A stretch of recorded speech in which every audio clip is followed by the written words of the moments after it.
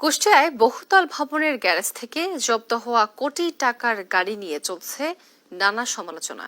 গাড়ির ভেতরে পাওয়া নথিপত্র, সংসদ সদস্য, সিআইপি স্টিকার সহ সব মিলিয়ে ধারণা করা হচ্ছে গাড়িটি কলকাতায় হত্যাকাণ্ডের শিকার ঝিনাইদহের সাবেক এমপি আনোয়ারুল আজিমের। পুলিশ বলছে গাড়িটি কয়েক মাস ধরেই গ্যারেজটিতে ছিল। কিভাবে গাড়িটি এলো বা কারা নিয়ে এসেছে তা খতিয়ে দেখা হচ্ছে। ইরফান আনার ক্যামেরায় কুষ্টিয়া থেকে নাহিদ হাসান তিতাসের রিপোর্ট। কুষ্টিয়া পুলিশ লাইনের ঠিক বিপরীতে অবস্থিত সাফিনা টাওয়ার বহুতল এই ভবনের গ্যারেজে থাকা একটি ল্যান্ড ক্রুজার প্রাডো গাড়ি এখন জেলা জুড়ে আলোচনার কেন্দ্রবিন্দু।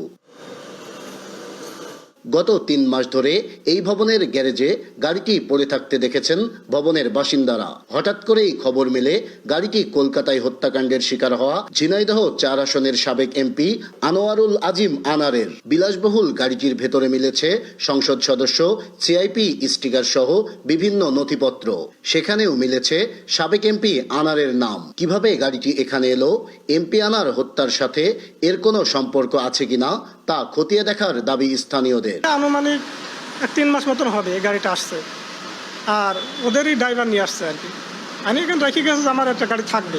আমরা সাধারণ জনগণ এই ধরনের কার্যকলাপের সাথে যারা জড়িত তাদেরকে আমরা দৃষ্টান্তমূলক শাস্তির ব্যবস্থা চাই। পুলিশ জানায় ভবনের 3টি ফ্লোর ভাড়া নিয়ে রাখা জেনুইন লিপ কোম্পানির জিম্মায় ছিল গাড়িটি। তবে হত্যাকাণ্ডের শিকার হওয়া সাবেক এমপির গাড়ি কিভাবে তাদের কাছে গেল বিষয়টি খতিয়ে দেখছেন তারা।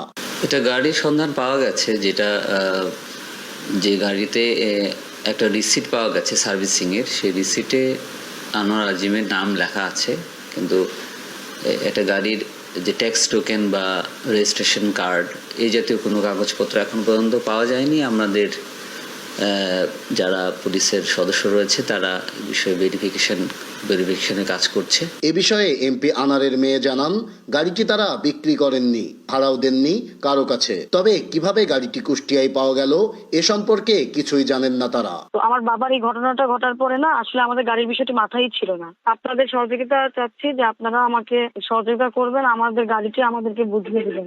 আইনি প্রক্রিয়া যাবো, যেটা নিয়মের বাইরে তো কোনো কিছু না, যেহেতু ডকুমেন্টস গুলো তো আপনারা দেখছেন সবাই। বিষয়টি নিয়ে ভবন মালিক ও জেনুইন লিপ কোম্পানির সাথে যোগাযোগের চেষ্টা করা হলেও তাদের পাওয়া যায়নি।